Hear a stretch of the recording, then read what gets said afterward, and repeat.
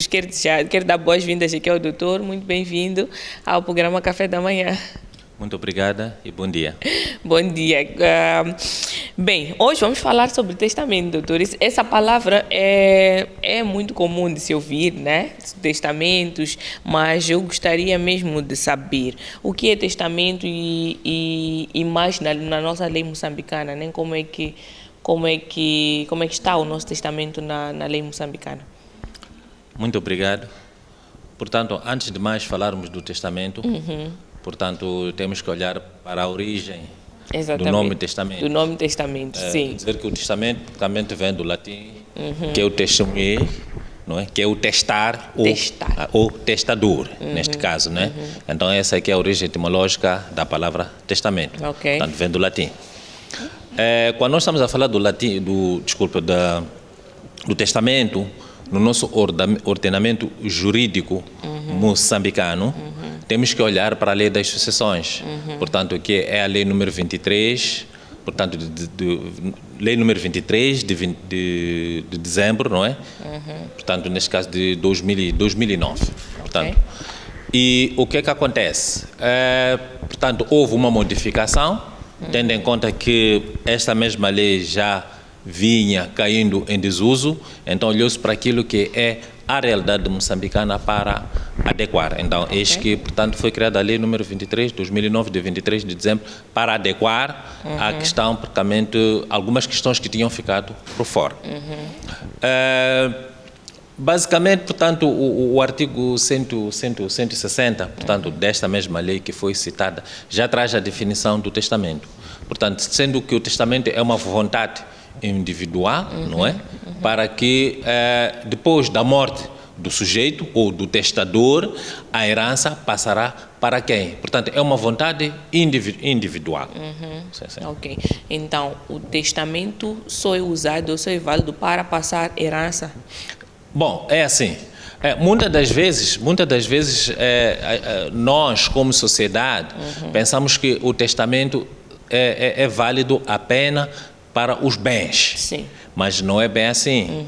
Portanto, também pode servir, por exemplo, para o reconhecimento da paternidade. Ok. Porque há situações em que, por algumas razões, não é, óbvias, não é, do testador, não tenha reconhecido um determinado filho, não é, enquanto em vida, neste caso, e ele faz um testamento e guarda-o. E depois vamos ver mais adiante as modalidades ou as formas do testamento. Do testamento, ok. Sim. Muito certo. E prontos, quais são os tipos de testamento que existem? Portanto, no nosso ordenamento jurídico moçambicano, temos o que está legislado. Portanto, nós temos o testamento público, não é? Que é o testamento público. E depois temos o testamento cerrado, não é? Que pode ser, depois vou tentar explicar. E depois temos o testamento hológrafo, não é? E depois temos o testamento oral. Portanto, esses são os vários tipos de testamento que temos no nosso ordenamento jurídico moçambicano. Ok. Acho que podemos entrar a fundo, né? Sim, podemos ir mais a fundo, né? É que nós temos que, o que acontece é o seguinte, é que quando olharmos para o testamento público, o testamento público é um testamento praticamente que o testador, neste caso o indivíduo que quer fazer o testamento, dirige-se a um cartório, onde está lá o notário, não é? E ele vai dizendo a sua vontade para aquilo que vai acontecer pós-morte, não é? E o notário, neste caso, redige, não é? Portanto, a vontade do testador, e este documento é lido em voz alta na presença dos testemunhas. E quantos testemunhas devem haver? Quem podem ser esses testemunhas? Bom, quem pode ser os testemunhas são aqueles que eventualmente não podem estar dentro do próprio testamento. Okay. Estamos a falar, neste caso, os filhos não podem ser. Os filhos nem podem presenciar esse ato. Não podem presenciar, também não podem fazer a presença, não é? Para o testamento. Sim, o testamento. A esposa também, neste caso, não pode. Então, significa que os testemunhos são indivíduos que não tenham interesse no próprio processo do testamento. No mais comum, quer dizer que o testamento tem que ser surpresa para os... Não surpresa como tal, mas a lei diz o seguinte, que o testamento só pode ser aberto no dia da morte. Por quê? Porque estamos a imaginar, se não for surpresa, conforme a expressão foi usada, é que eu sabendo que o sujeito A, B, C, não é? Portanto, otorgou este testamento a meu favor e o outro vier a saber, eventualmente pode haver um conflito. Então, para se evitar, praticamente, o testamento é um documento, praticamente, que é elaborado no cartório, não é? E depois lido em voz alta, não é? Registrado no livro. Essa que é a questão fundamental. Deve ser registrado no livro de notas. Então, esse praticamente é que é o testamento público. E depois temos o testamento cerrado. Testamento cerrado ou testamento, neste caso, testamento privado. O testamento privado é um documento que o indivíduo, portanto, elabora, não é? Por si só, portanto, com seu punho também. Só que a única diferença com o testamento público é que este não é lido em voz alta. Apenas é reconhecido no notário. Tá. E uma das particularidades também, não só dos primeiros testamentos que aqui eu afirmei, não é? Uma das particularidades é que todos os testamentos devem ser reconhecidos pelo notário. Enquanto que o público, esse deve ser efetivamente, que é obrigatório que seja feito na presença de um notário. Enquanto que o cerrado já não. O testador pode elaborá-lo em casa, também na presença de testemunhas e leva diretamente ao notário, de modo que, portanto, seja lavrado e assinado com os testemunhas, neste caso, presentes, de modo que dê-se o seguimento devido. Mas quando é que pode ser escolhido um testamento ou quando o outro? Qual é a diferença entre eles ou o que faz... Bom, se calhar antes de chegarmos aí a essa questão que está sendo colocada agora, também temos o testamento hológrafo, né? Sim, o testamento hológrafo, portanto, o hológrafo, estamos a falar da questão da caligrafia, do punho. Então, aí o testador ele escreve pessoalmente. Ele é que escreve, ele é que escreve com a sua grafia. Então, levado esse testamento também na presença de testemunhas. Podem ser 3 ou 4, não é? De modo que se dê a fé desse mesmo instrumento jurídico para efeitos posteriores. E depois também temos, portanto, o testamento oral, não é? E nós já temos visto na nossa sociedade, não é? Em que um determinado indivíduo ou sujeito diz que o avô, neste caso, não é? Deixou, não é? É um testamento oral. Portanto, ele chama os testemunhas, atenção, não chama os herdeiros, os possíveis herdeiros. Na presença dos testemunhas, o bem A, B, C ou D ficará para o sujeito C, F, G, G, não é? E lavra. Mas o mais comum também é que esse testamento oral vai ser lavrado a escrito, na presença de testemunhas, e um documento também que vai ao notário para o seu reconhecimento. Então, uma particularidade é que esses todos os testamentos devem ter o reconhecimento do notário. E depois fica ao fiel depositário de um dos testemunhas, para que, no caso do dia da morte, esse mesmo testamento seja aberto. E esses testemunhas precisam de ser algum profissional jurídico ou qualquer pessoa? Não, normalmente não precisa que seja um profissional jurídico, não é? Nós sabemos que as famílias, portanto, é a unidade célula, não é? Então, existem cabeças de casais, ou cabeças de família, no fim do dia, neste caso, não é? Tem cabeça de família, e, portanto, existem outros familiares, se calhar do primeiro, segundo ou terceiro, quarto grau, que podem fazer parte deste conselho para se definir exatamente quem será o indivíduo ou o sujeito que vai fazer parte portanto, da subscrição, não é? Do testemunho deste testamento que está sendo lavrado pelo testador. E em caso, antes de entrarmos para as diferenças, que é com uma dúvida, em caso de aconteça alguma coisa e os testemunhas não levem a família ao testamento, é possível saber se existe um testamento no notário ou alguma coisa assim?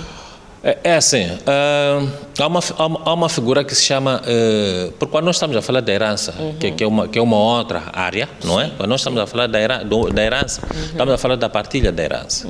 Então, a partilha da herança exige um procedimento jurídico. Exatamente. Existe um procedimento jurídico numa figura chamada habilitação de herdeiros. Okay. Então, é mediante a habilitação de herdeiros, portanto, que essa habilitação de herdeiros é feita junto ao notário, não é? Onde depois se extrai o edital, que tem o prazo de validade do edital de 30 dias, para que quem tenha conhecimento, não é? Sobre aquilo que está enumerado no edital, porque no edital disse o que é que deixou, o indivíduo que já não está em vida, se deixou uma casa, se deixou um carro, se deixou, portanto, se calhar no banco ou em caixa, se existem valores, tudo isso é enumerado. Okay. Então, isso aí para quê? Porque eventualmente na habilitação de herdeiros podem existir alguns que estão indicados ou enumerados para a associação e os outros estão por fora. Então, esses que estão por fora, eles podem ir reclamar.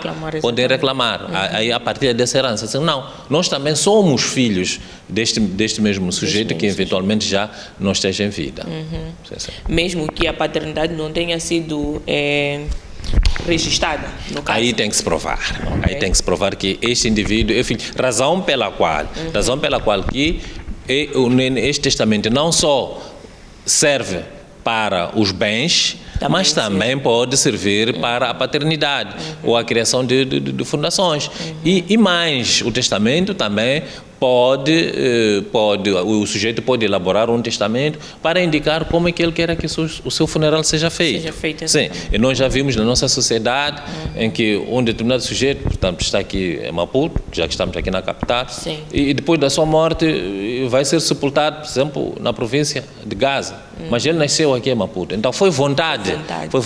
Eventualmente poderá não ter sido, portanto, um testamento escrito, não é? Ou um testamento, neste caso, conforme afirmei inicialmente, mas pode ter sido um testamento oral. Pode não ter sido um testamento público, pode não ter sido um testamento cerrado, pode não ter sido um testamento hológrafo, mas sim pode ter sido um testamento oral. Então, a família, o conselho da família, quando preparam as cerimônias fúnebres, e dizem, não, este sujeito, que já não está conosco, que é nosso familiar, ele em vida manifestou vontade de ser enterrado no lugar A ou B. Então, essa também é uma forma de testamento. Sim. Ok. Agora, ainda a minha questão, por que existem os tipos de testamento diferentes quando se usa um e outro, né? O hológrafo e o oral é mais notável, né? Às vezes a pessoa não tem como ir ao notário e pode declarar ou pode escrever aquilo que tem vontade. Mas o público e o cerrado, por que que se escolhe um e outro? Bom, depende da vontade, depende da vontade própria. Depende da vontade própria. Mas é assim, se nós vimos anteriormente, não é? Ou nós dissemos anteriormente que o testamento público é feito na presença do notário. Sim. Não é? O testamento cerrado não é lido em voz alta. Então, se calhar, há esta privacidade. Então, é onde começa a diferença. Esta privacidade do testador que não. Eu vou fazer um testamento cerrado, vou escrever o meu punho, eu vou anotar para conhecimento. Não quero que seja lido em voz alta. Enquanto que o público, o testamento público, o notário é que redige, não é? E lê em voz alta à vontade do testador. Esse praticamente, o testamento público é que traz mais fé. Não porque os outros não têm mais fé pública, né? Portanto, porque é um ato público, enquanto que eventualmente estes outros não é um ato público, mas é um ato que no fim do dia vai também até o notário. São válidos todos eles? Todos são válidos. Os 4 são válidos. Os 4 são, desde que, portanto, sigam as regras básicas, praticamente para efeito do testamento. Mas o oral, se o oral acontece na hora em que, poucas horas antes do testador perder a vida, no caso, o oral não chega a ir ao notário, como é que é a validade deste? Aí nós temos duas situações, né? Primeiro nós temos que perceber a figura do testamento. Sim. Portanto, o testamento, portanto, é a vontade individual daquilo que ele quer que seja pós-morte. Sim. Então, infelizmente, ninguém tem um calendário do dia da morte. Exatamente. Infelizmente, né? A morte é uma questão, é um ato natural que acontece a qualquer momento, sem previsão. Sem previsão. Mas porque nós todos sabemos que vamos morrer, não é? Há aquele processo de a pessoa eventualmente preparar-se. Sim. Então, dificilmente, não tenho nenhum caso aqui específico que o testador tenha feito o testamento no ato, quer dizer, na proximidade da sua morte. Para dizer o seguinte, que se caso acontecer, praticamente, esse ato não tem validade jurídica como tal. Não tem validade jurídica, tendo em conta que esse testamento oral deve ser reconhecido pelo menos pelas autoridades judiciais. Mas o que acontece é que em muitos casos a pessoa já sente, está de cama, começa, eu deixo isso para este, deixo aquilo. Este não vai ter validade. Não vai ter validade, não vai ter validade. Isso praticamente significa que haverá praticamente aquilo que é o Conselho de Família, sim, para poder decidir aquilo que eventualmente tenha sido. É daí praticamente que depois existem vários tumultos dentro da família por causa dos bens deste ente querido que eventualmente já não esteja conosco. Ok. E o testamento, ele pode ser editado, adicionado, porque, pronto, eu posso fazer um testamento e depois, 10 anos depois, tenho bem já crescido, tenho coisas que queira mudar ou colocar no testamento, é possível. Tirar alguns familiares, colocar outros, adicionar mais bens, é possível que seja feito? É assim, o testamento, em princípio, o testamento pode ser feito várias vezes. Ok. Várias vezes. Desde que, agora, o que nós temos que dizer é o seguinte, é que se há novos bens, neste caso que está mencionados, sim, o testamento anterior praticamente deixa de ter validade. Já não tem validade. Então, ele pode ser alterado. Ok. Porque este indivíduo, enquanto estiver em vida, pode achar que tanto este bem vai ficar com o A. E no decurso do tempo, achar que o A já não pode ficar com este bem vai ficar com o B.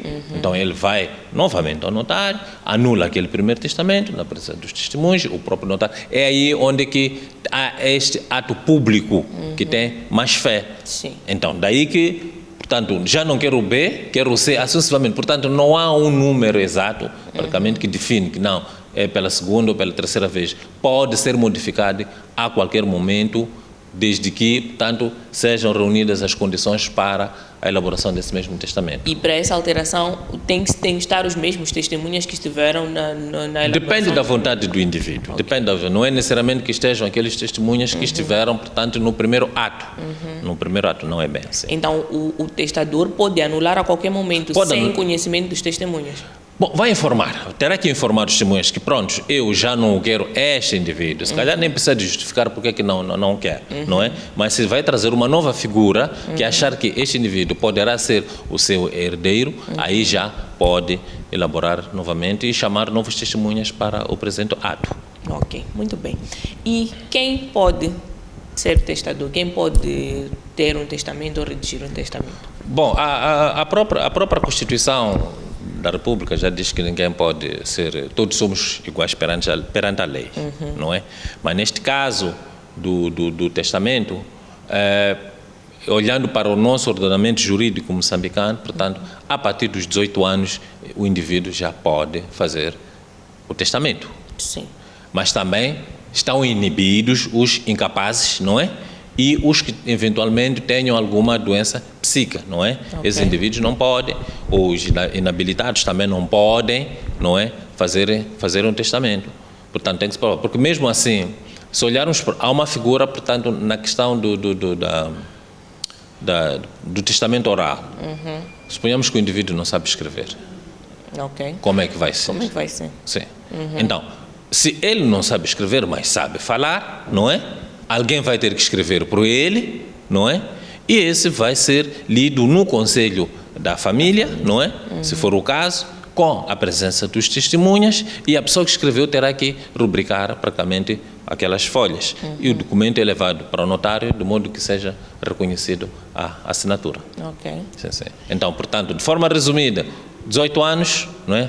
Tem capacidade para testar. Portanto, os que sofrem de doença psíquica, anomalia, esses não podem praticamente. Por quê? Porque o testamento deve ser feito dentro das suas capacidades facultativas Sim. e mentais. Sim. Daí que entramos para outra questão. Quando é que esse testamento pode ser anulado? Se provarmos, por exemplo, que o testador, né? Vamos ter um exemplo prático, né? Para quem está em casa. Meu pai, eu soube que o meu pai fez um testamento, mas ele nos últimos anos de vida, ele estava com algumas dificuldades mentais.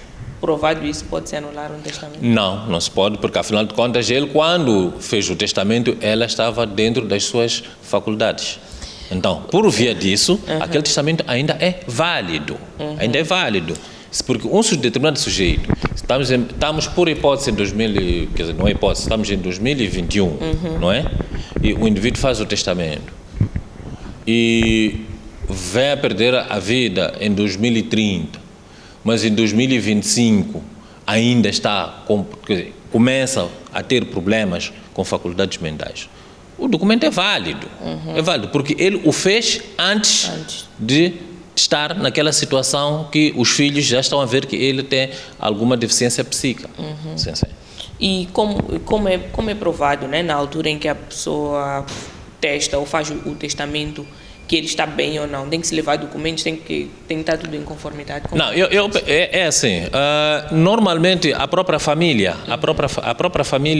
portanto, faz uma avaliação e vê que o nosso pai está em condições. Mas também se não estiver em condições, o notário também tem essa capacidade de verificar que este indivíduo está sendo coagido, porque eventualmente pode-se fazer algumas perguntas para ver se estão de acordo com aquilo que é a vontade dele, porque eventualmente até ele pode dizer, não, estão a obrigar a vir fazer. Então, logo, esse testamento não vai ocorrer. Não vamos dizer que não vai ser válido.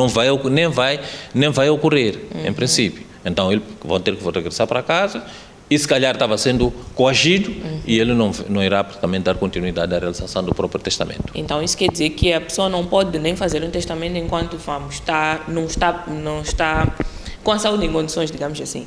Porque vemos que, olha, a pessoa ficou doente, né? E sente que vai morrer, ou pode não acontecer, mas pode fazer enquanto está no hospital, ou enquanto está de cama, ou tem que ser presencial, ou ele tem que se dirigir mesmo a um notário. É assim, nós estamos a olhar para esta figura, conforme anunciamos anteriormente, que nós temos as várias figuras ou as várias formas do próprio testamento. Exatamente. Não é? Há vários casos que podem ocorrer. Sim. Imaginemos um indivíduo, por exemplo, que vivia a união de facto, por hipótese. Exatamente. E ele fica doente e vê que está quase. Ele pode pedir, não é? O notário pode ir até o hospital e celebrar o casamento. Sim. Não é? Celebrar o casamento antes da morte, deste sujeito. Da mesma forma que antes da morte, neste caso, pode-se chamar neste caso o notário, mas também, atenção, temos que se perceber se este testador, não é, está nas suas faculdades mentais, né?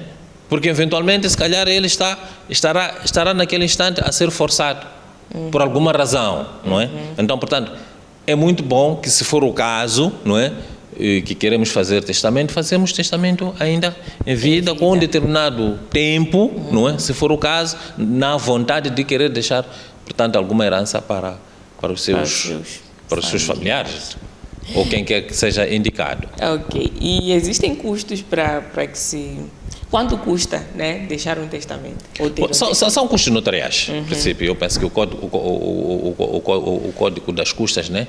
Eu penso que são custos notariais, estão lá. Eu não tenho neste momento o próprio valor exato, né? Sim. Mas existem custos, tendo em conta que para conhecer um documento varia, não é, em função ou da natureza do próprio documento, mas existem os custos para poder. Agora, aqui se calhar chamar a atenção uma questão.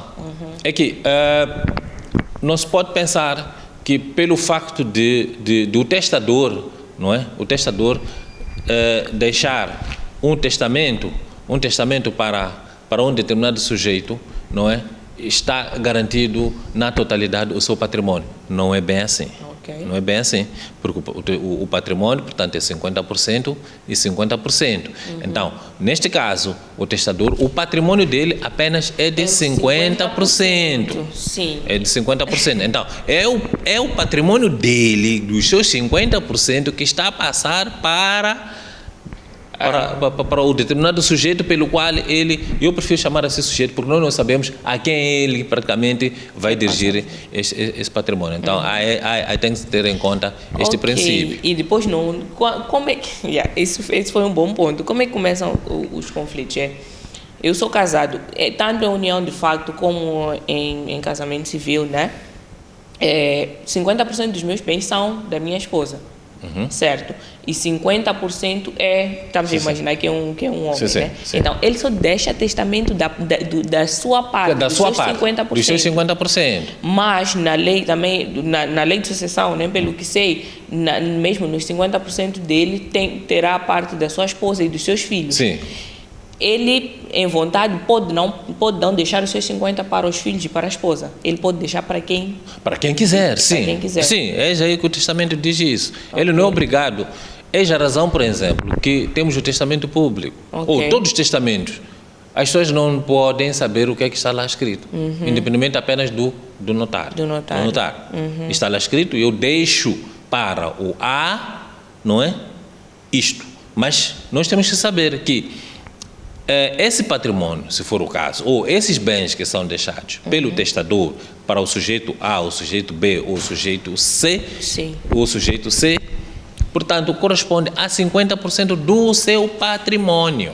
Se é uma casa, e nessa casa tem os 50% da esposa e tem os 50% do marido. Eu digo que eu deixo a minha casa para o meu filho mais velho. Sim. A casa não vai ser do filho mais velho. Não, tendo em conta, tem outros filhos. Sim. Vai fazer a avaliação desse mesmo bem. Neste caso, a avaliação do mesmo bem é a casa. Existem entidades que podem fazer a avaliação.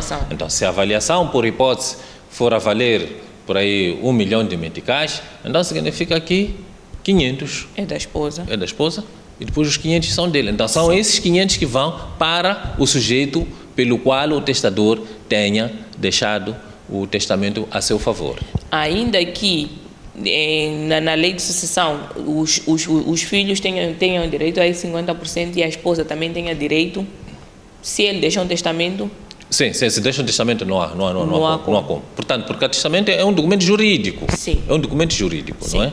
Agora, eventualmente pode existir a questão já de conflitos, não é? Se calhar já entra-se uma ação judicial e, portanto, isso já caberá à própria família.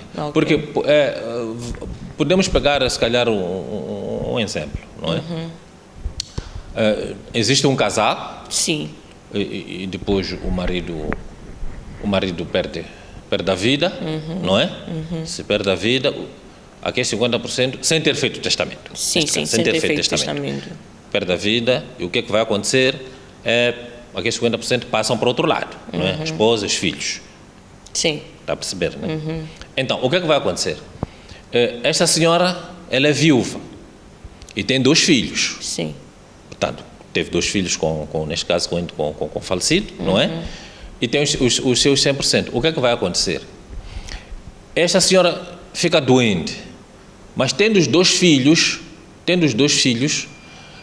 nesses 2 filhos, há um que lhe cuida devidamente. Não sei se estamos a perceber. Sim. Há um que lhe cuida devidamente. Então, cuidando dele devidamente, esta senhora, o que é que faz? Fazendo um testamento, a dizer, olha, os meus 50%, eu, viúva, deixo com o meu filho A. Ok. Então, aquele filho A passará a ficar com os 50%. Mas porque na divisão da herança, não é? É 50%, ainda vai buscar os 25%. Pertencente à mãe novamente. Pertencente, sim. Então, aqueles 25% passam. Então, este filho passará a ficar com uma herança de 75%. E aquele outro filho vai ficar com uma herança de 25%. Por quê? Porque houve um testamento aqui pela vontade da mãe, pelo facto de ter considerado que este filho praticamente cuidou de mim. Aquele, portanto, apesar de que todos os filhos devem ter o mesmo tratamento, não é?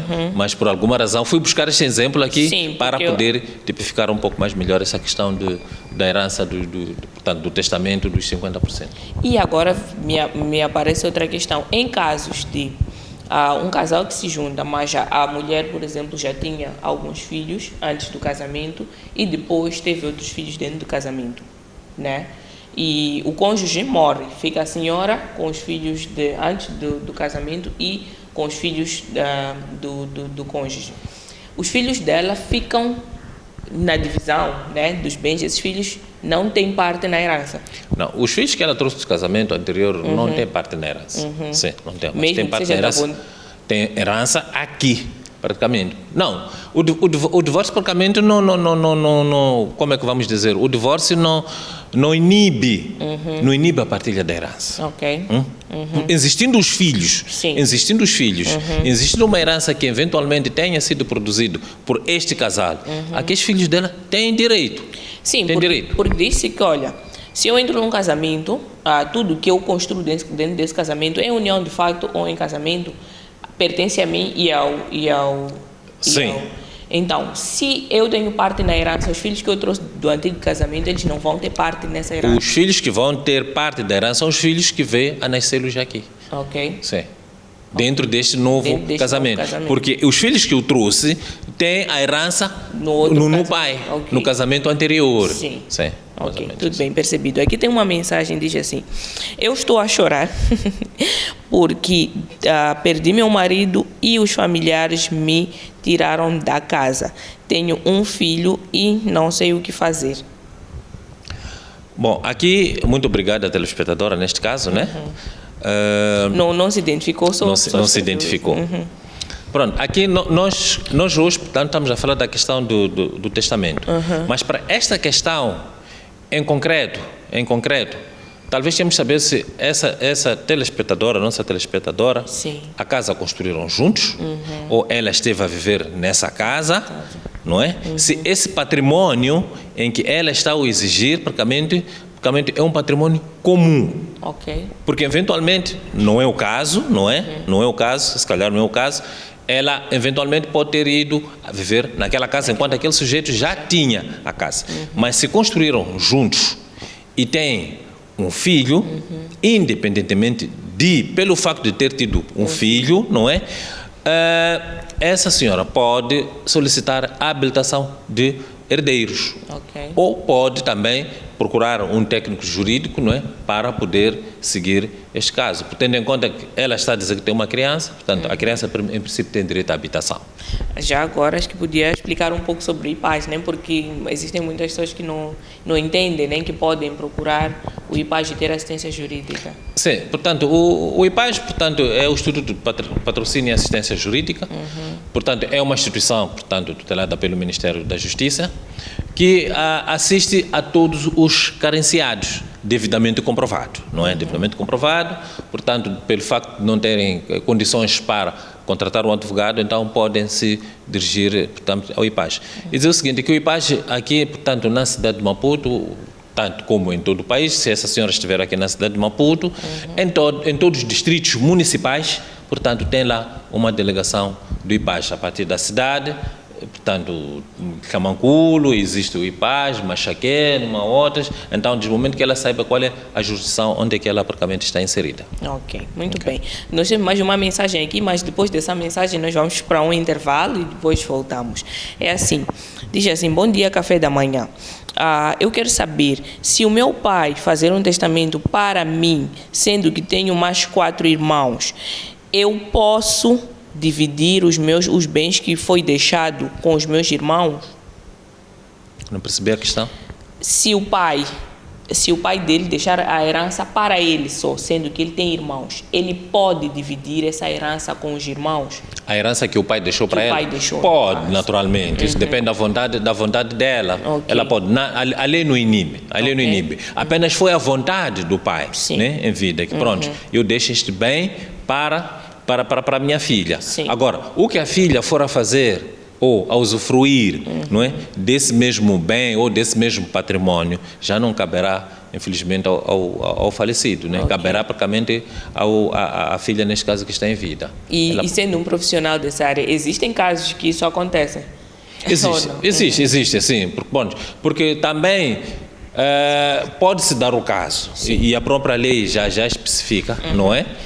Portanto, especifica que se eu achar que não quero receber da herança, praticamente posso negar. Okay. Posso negar a herança. Então, se nega a herança, praticamente passado, porque o determinado período, nós estamos a falar de 10 anos, depois de 10 anos, a partir do conhecimento da existência desse mesmo testamento, não é? Caduca. Então, se caducou e pronto. Então se ele nega a herança, só depois de 10 anos? Não é só depois de 10 anos. Okay. O que nós estamos a dizer é o seguinte, é que aí estamos a falar, portanto, da caducidade, Sim. não é? Da caducidade. Portanto, se eu tenho um testamento que passaram para um sujeito A, não é? E esse sujeito A teve conhecimento.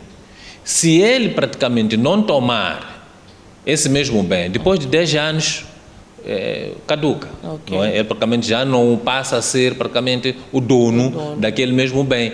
Aí já começa-se um outro processo, que é a habilitação de herdeiros, para poder a partilha daqueles 50% que tinham sido, entre aspas, guardados para este mesmo sujeito. Ok. E essa partilha, para que seja feita a partilha, devem estar presentes, nem todos os sucessores? É assim, os sucessores, neste caso, ou os que têm direito à sucessão legítima, neste caso. É assim, nós quando estamos a falar de partilha, estamos a falar primeiro do inventário. Sim. Deve haver um inventário de todos os bens existentes. Exatamente. Todos os bens que serão chamados à partilha. E depois serem valorados. Depois da sua valoração, não é? Então, remete-se praticamente para a questão da emissão da certificação de habilitações de herdeiros. Okay. Então, em função onde são chamados todos os filhos que são mencionados na habilitação de herdeiros, não é? Eventualmente aos filhos que não estão ali. Então, esses eventualmente eles podem depois reclamar, não é? Junto e anular-se, e o Conselho da Família vai ter que sentar novamente e tentar ver qual é a melhor saída, não é? Para ver se dividimos esses bens, porque efetivamente não é fácil. Não é fácil. Bens, né? Não é fácil. Não é fácil. E outra questão, se encontram-se bens, né, nesses inventários que não estão descritos no testamento, como é que fica? Se encontrar bens que não estão descritos no testamento. Bom, esses bens também vão ser... Aí nós estamos a falar do inventário. O inventário são todos os bens, Sim. não é? Mas no testamento, este sujeito não vai rolar todos os bens. Exatamente. Vai rolar um único bem, que ele praticamente o pretende, Okay. que seja para o A ou B. Okay. Então, o bem que está no testamento e outros bens que estão no inventário, no inventário, não tem assim uma ligação muito profunda Okay. para o indivíduo, neste caso, que lhe é dirigido, portanto, neste caso, o testamento ou esse mesmo bem. Mas ele pode declarar que todos os meus bens ficam com, ou é preciso que 50% apenas, ali está mais que claro. São 50%. Ele não tem todos os bens, tem apenas 50% de todos os bens. Não, 50% dos bens dele. Ou 50% daquilo que cabe a ele, não é? Passa para o fulano. E os 50% eu não me meto. Mas se na abertura da sucessão testamentária, neste caso, não é? Deste exemplo de dois filhos. Sim. Então, se fossem 3, aqui 50% iam se dividir por 3. E uma parte iria para este sujeito. Então, tirei os 50, mas lá daquela outra parte do coisa, em que devia também receber de outra parte, porque a mãe já não está, então aqueles 50% é divisível por todos. Sim. Ok, muito bem. Doutor, já falamos sobre vários pontos aqui, né? Mas agora eu queria saber quando é que começa a valer o testamento? Quando é que, prontos, ele tem validade? Portanto, talvez nós podemos dizer que não validade como tal, né? Mas podemos dizer os efeitos. Os efeitos, exatamente. Patrimônio. Então, praticamente, o testamento tem os seus efeitos a partir da morte do próprio testador, né? Quando ele perde a vida, aí já começa o processo de abertura do próprio testamento, que pode ser feito aberto junto ao notário, não é? Conforme dissemos anteriormente, e depois não só temos, conforme vimos, temos outras formas de testamento. A questão do oral. O testamento oral é um testamento que portanto, ele diz, não é? Sim, diz o fulano, mas como alguém vai ter que escrever por ele e é entregue a um fiel depositário. Okay. Então, a partir da altura que ele morre, não é? portanto, àquele período das cerimônias fúnebres, este depositário, não é, deste testamento que foi oral e foi traduzido a escrito com reconhecimento junto ao notário, então ele vai praticamente ler em voz alta na presença dos demais familiares para poder suprir esta dúvida com quem terá deixado. Não existindo nenhum testamento, praticamente, aí já vai essa questão de inventário e a partilha de bens através da habilitação de herdeiros, que é um processo que depois vai desembocar praticamente no tribunal, se for o caso. Tenho uma pergunta. Bom dia. Aqui é Anastácio. Se, por exemplo, eu deixar um testamento para uma mulher, mas de repente ela me trair, eu me separar e ter outra mulher, eu esquecer de anular o testamento, pode ser anulado pela outra mulher? Ok, uma pergunta interessante. Bom, é assim, conforme nós afirmamos na nossa abordagem, acredito que o telespectador está a acompanhar o programa desde o início. O testamento é um documento pessoal. O testamento significa vontade própria. Sim. Então, este nosso telespectador, pelo exemplo que nos traz, é que se ele vá, portanto, ao notário, não é? Faz o testamento e diz que vou deixar o meu bem com a mulher Y, não é? E que eventualmente, conforme ele disse, que no percurso, portanto, do processo, não é? Ele separa-se e tem uma nova relação, se assim percebi, e depois, pelo decurso do tempo, ele se sujeito, o telespectador, que não neste caso ele, né? Mas o sujeito venha a perder a vida. Portanto, valerá a vontade expressa pelo testador. Portanto, para dizer o seguinte, que esta nova companheira com a qual teve uma relação, não é? Não tem força jurídica para anular este testamento. Porque quem anula o testamento é o testador. Ok. Sim. Portanto, creio que tenha respondido à questão. Então, quem anula é o testador. Portanto, nenhuma outra pessoa pode anular um testamento a não ser o próprio testador. Então, com isso eu tinha que ter uma questão aqui. Os herdeiros não podem, em que circunstâncias, né, os herdeiros podem anular?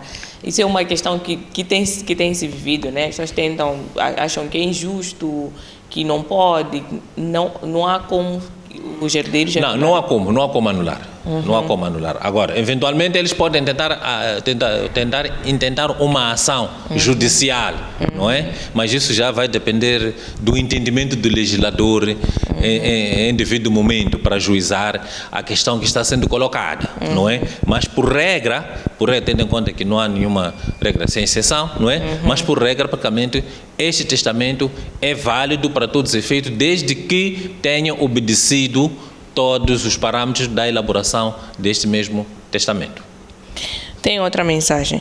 Bom dia, café da manhã. Sou uma mulher, estou casada há 15 anos. Não tenho filhos e eu falo para meu marido: é melhor fazer testamento, porque se um dia você morrer, a tua família vai me mandar embora de casa. Prontos, é uma opinião. Será que pode ser válido isso? Porque o doutor esteve aqui a dizer que os sucessores ou os beneficiários do testamento não podem saber ou não podem ter conhecimento do testamento, não podem ser testemunhas.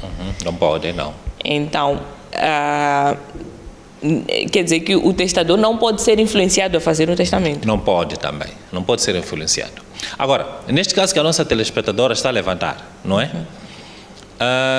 Ela quer dizer, uma questão é influência. Sim. Uma questão é uma abordagem familiar.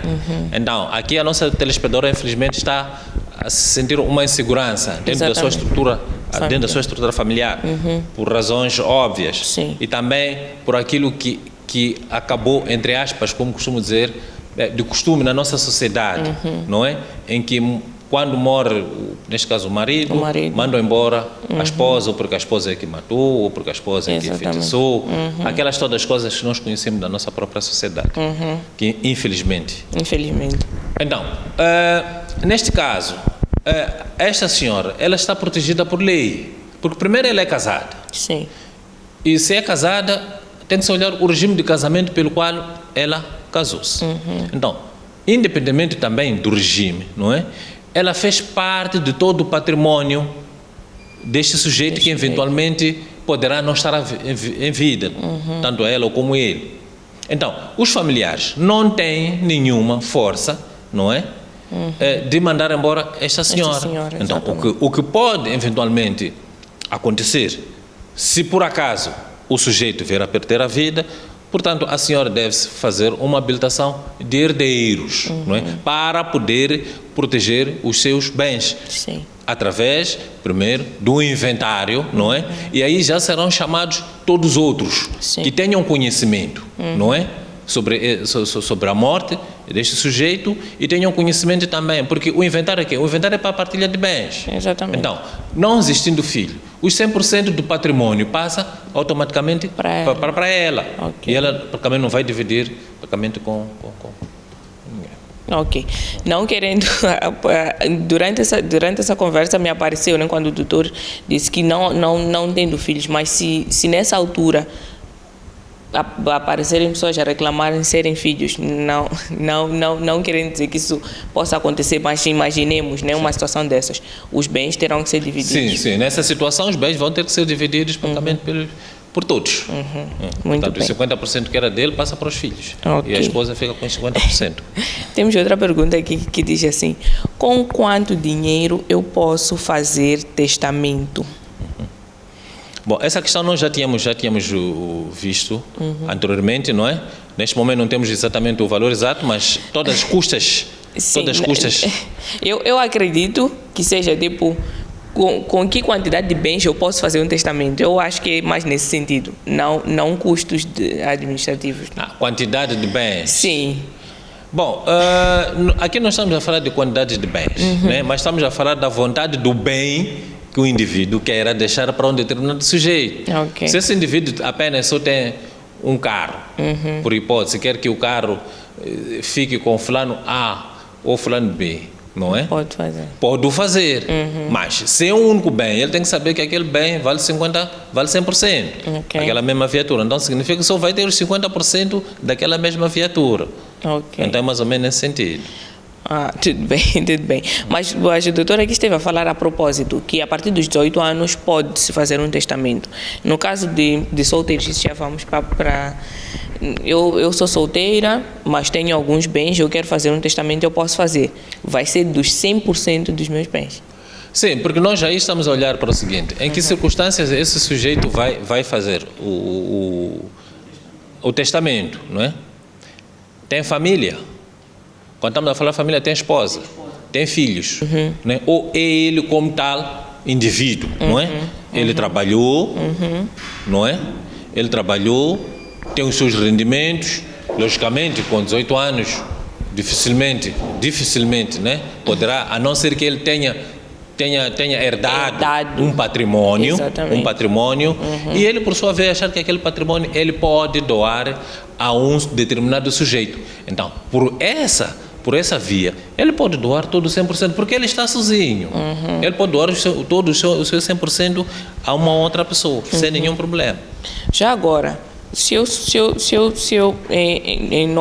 normalmente, se eu sou solteiro, estou sozinho, para quem vão os meus bens na sucessão de bens? Na sucessão de bens ou no testamento? Não no testamento, na sucessão de bens, né? Só para... Normalmente, se eu não tenha deixado um testamento e... Tem os pais. Tem os pais, sim. Os primeiros a usufruir são os pais. Sim. Esse está mais que claro. Ali está mais que claro. Isso aí é para os pais. Sim. Ok, muito bem. Agora temos uma outra que acabou de entrar. Bom dia, café da manhã. Gostaria de saber que tenho um filho fora e aqui em casa não tenho filho com a mulher que estou com ela. Só disse assim, gostaria de saber que tenho filho fora e aqui em casa não tenho filho com ela. Não deixou a pergunta, só deixou esse comentário. Bom, se calhar vamos tentar puxar mais ou menos aquilo que pretende. Acredito que como estamos a falar sobre questão de testamento. Testamento, não é? Sim. E caberá a ele, não é? Caberá a ele o que é que vai fazer quando estiver a dirigir-se para elaborar o testamento. Ok. aqui ao nosso telespectador temos que dizer o seguinte, que esse mesmo testamento que vai fazer para esse filho fora, conforme está a mencionar, caberá apenas 50%. Os 50% são da esposa. São da esposa. Querendo ou não. Querendo como não. Os 50% são da esposa. Então, os 50%, a parte que lhe cabia a ele, é essa que vai passar para esse filho. Porque, independentemente de filhos deste homem, atenção, deste homem, seja dentro ou fora, então são chamados. Sim, sim. Ok, para dividir os 50%. Sim, para dividir os 50%. Ok, sim, sim. Muito bem. E, doutor, já falamos aqui, né, sobre as formas de testamento, os benefícios, mas quando eu falo de quem, porque não é de nossa cultura normalmente fazer testamentos, né? Talvez explicar aqui quais são os benefícios de se fazer um testamento, por que é importante, né? Visto que quando existem casos de morte, há sempre conflitos familiares acerca dos bens, porque teve filho fora, porque não teve, porque os pais querem mandar embora a esposa. Então, quais são os benefícios de se ter um testamento? Bom, em princípio, um dos benefícios para se ter um testamento, nós temos que olhar para aquilo que temos que ter uma visão futurista. Exatamente. Não é? E que é muito bom, porque muitas das vezes, não deixar um testamento, gera depois um conflito social. Então, para evitar este conflito social, é muito bom, não é, que em vida, praticamente, se faça um testamento. Infelizmente, se calhar, não é uma cultura, não é? Sim. Não é a prática, não é, que tem se verificado, portanto, na nossa sociedade, mas é muito bom, portanto, todos os sujeitos, não é, dentro das suas faculdades, não é, portanto, elaborar um testamento em vida para depois morte, não é, saber se os bens ficam com quem, mas chamando a atenção que os 50% são dele, não é? E aí talvez pode até, se calhar, o próprio casal fazer o testamento. Em conjunto. Em conjunto, não é? Podem fazer o testamento em conjunto, tem lá os bens, então já sabe que este bem fica com A, este fica com B, este fica com C, os seus 50% divide assim e divide assim. E depois, pronto, vem após morte, aí praticamente evita o conflito. Então, um dos benefícios praticamente do testamento é que ele evita conflitos depois da morte praticamente do cabeça do casal, infelizmente, né? Ok, muito bem. E os mitos, que são mitos, né? Que fazer testamento é chamar morte, ou quem faz testamento é rico, porque vi uma pergunta aqui, né? Com quantos bens, com quanto dinheiro eu posso fazer um testamento? Então, não é preciso ser rico para fazer testamento. Mesmo se eu tenho uma machamba, pode fazer um testamento? Exatamente. Não é? Sim, porque a machamba é riqueza no fim do dia. Exatamente. Sim, pode fazer o testamento. Muito bem, doutor, muito obrigado por essa conversa. Nós já estamos mesmo no fim aqui do nosso tempo. Queria pedir considerações finais só para terminarmos o tempo. Bom, como considerações finais, primeiro agradecer a todos os telespectadores que participaram no programa, para enriquecerem esse mesmo programa. E que, para além disso, nós temos que ter a cultura de elaborarmos aquilo que é o testamento, desde o momento que se dirijam aos notários, não é? Terão lá também, se calhar, todos os passos subsequentes, mas o mais essencial é que, para se dirigir ao notário, primeiro devem fazer o inventário de todos os bens que, eventualmente, queiram que façam parte constante desse mesmo testamento. Ok. Só para lembrar que não é preciso ter um advogado para... Não é necessário um advogado, praticamente, desde o momento que se dirija com os seus próprios pés para o notário. E agradecer também ao IPAS, né? E, portanto, à TV Maná por ter dado esta oportunidade ao IPAS para divulgarmos esse conhecimento que temos. Muito obrigada.